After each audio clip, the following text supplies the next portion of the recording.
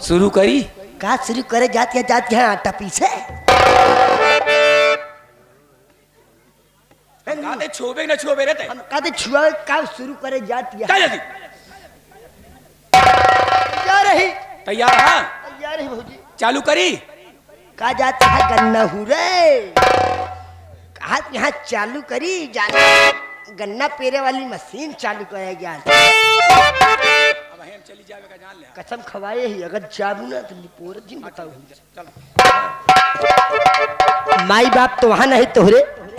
कम से कम एक खियाजी है ओके ख्याल करा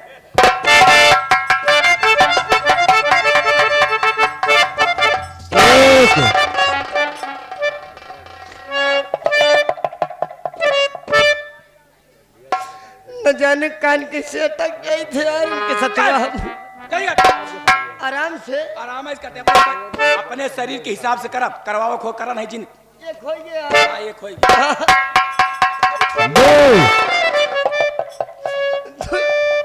दो हो गए तनी आराम से मारा नहीं सार इतनी बड़ा हमें पाको नहीं है अगर बह जाए तो सार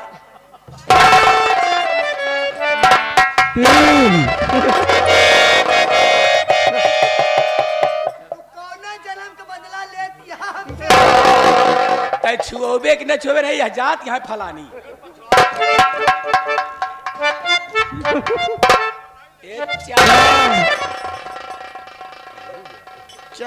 चार हो गया बची है